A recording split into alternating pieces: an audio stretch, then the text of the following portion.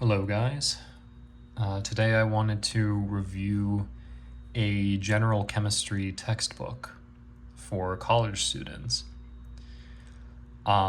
If you want a textbook for self-study, this is a very good one. However, just know that it is quite advanced. And I'll get into why that is in a little bit. The reason why I wanted to make a video like this is I know that there's a free general chemistry textbook out there from openstacks.com or whatever that website is. And maybe have a textbook in front of me, like a physical textbook, as kind of a comparison. Now, I do have other textbooks, and if you'd like me to review those, I'd be more than happy to. But yeah, and if you're an advanced placement student and you want a textbook for self-study, just know that this one in particular is quite advanced. However, though, I would argue that it's just best to buy a prep book. Doesn't matter where the prep book is from, but prep book would be way better for that. But if you're a college student and you're looking for a textbook, this is an option. Just know that the problems are difficult and some of the sections in here are not taught in a general chemistry course in college. But yeah, without further ado, let's crack this boy open. So every textbook that I've encountered, at least, has a periodic table on the inside of the cover, and then there's also a table of atomic masses, and just in this one in particular. Two authors, and the contents of the book. So this is where I think the book is really interesting. Something I've learned from general chemistry textbooks is that every single one I've come across is ordered in a different way. A lot of the times, for example, the gases chapter is taught like much later, probably around chapter 9-ish. But in this book, it's at chapter 5. And then some of the sub-chapters, like I saw in chapter 4, the acid-base reaction and the oxidation-reduction reactions, those are taught in much later chapters. So, just like chapter 14 is acids and bases, and chapter 17 is electrochemistry, which is oxidation reduction reactions. But anyway, so just to go through the contents very quickly of the book, chemical foundations, obviously every textbook has that. For chemistry, it just introduces you to sig figs and units of measurement and density and stuff like that.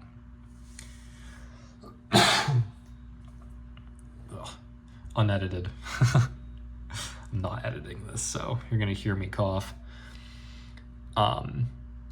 Atoms, molecules, and ions, that's just how the periodic table was made. Stoichiometry, well, everybody knows stoich. If you've taken a class before, you know stoich.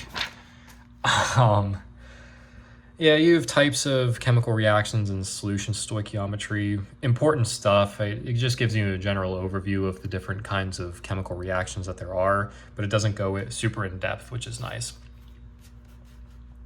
Chapter 5, gases, which I really like that they have it here because right next to it is thermo. And gases, if you didn't know, give you a little introduction into thermochem. So yeah. Atomic structure and periodicity. This is the introduction to quantum mechanics, which is fun. Then we have bonding. So there's general constants in bonding, and then covalent bonding. And then you get to chapter 10, which is liquids and solids. Now, to anyone who's watching this and has ever learned about solids, will probably be thinking to themselves, why the heck is solids being taught that extensively in a Gen Chem book? And there you can see all the subheadings. it's a very interesting choice by the authors to have solids being taught. If you have no idea what the heck I'm talking about, maybe I could review. I have 2 books on solid state chemistry and 1 book on solid state physics. And actually, I may as well just crack open the solids chapter just to show you what I mean. But just so you know, solids are not taught in general chemistry. So if you do end up, having a book, doesn't have to be this one or any textbook, that starts talking about solids like this in depth, don't worry about it. Not tested on the AP exam, and it's not going to be in a college Gen Chem course unless your professor is a crackhead. Properties of solutions. Yeah, I don't really have much to say about that. That one's also not covered as much. But yeah. Then we get to kinetics, equilibrium, acids and bases. This is all just normal stuff. That's most of what Gen Chem 2 is. And then equilibria, which, what the heck is this? Oh, applications of the aqueous equilibria, which is buffers and whatnot. Then you have basically thermodynamics, spontaneity, entropy, and free energy. If I can't pronounce words, I'm sorry. That's basically thermodynamics again, and then electrochemistry. And most Gen Chem courses in college end at electrochemistry. Like they get through electro and that's it. So this book goes above and beyond and actually goes through different topics after that, which chapters 18, 19, and 20 are essentially an introduction into inorganic chemistry.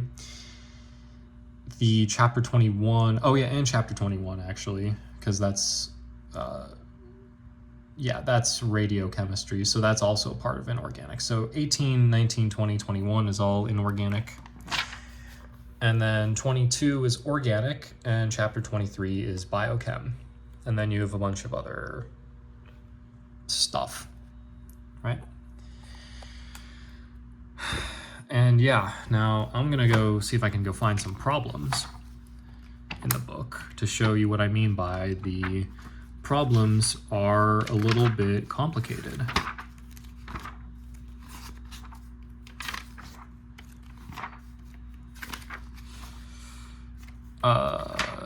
Let's see so I'm gonna be in chapter 8, it looks like, for this. If I remember correctly, this is like towards the end. Here we go.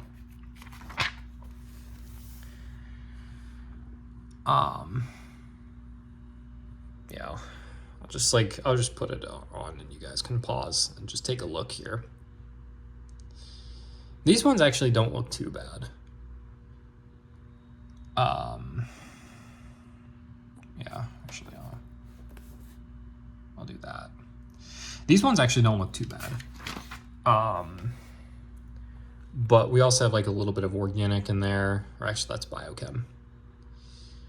There are answers to the odd numbered problems in this book at the back of the book. But yeah, no. And then I'm gonna go to chapter 10 real quick to show you what I mean. Here we go.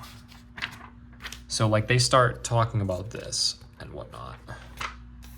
Like this stuff. The closest pack, like how solids are packed together. Yeah, they also start talking about X-ray diffraction and whatnot. So they give the Bragg equation. My professor loves the Bragg equation, which is why I'm laughing. Talk about the theory of metals. Then we have band theory over here. Band theory is interesting. Yeah, we have network solids in this section. So just like how solids are layered and how solids kind of form like networks, like their lattices form networks and stuff. And then they also talk about ceramics, actually. Talk about ceramics, and then some of the most interesting things that I found was a whole section on semiconductors. which is just really interesting that they show the semiconductors. I promise you, you're not going to be talking about any of this stuff in a Gen Chem textbook. But yeah, that's really all I wanted to show you. So yeah, if you're looking for a good book, I suggest this one. Like, honestly, this is the best one I found. It's a little bit bulky, you know, easily over 1,000 pages, but it really does its job. And I have other textbooks for Gen Chem, and I have textbooks for every single major field of chemistry.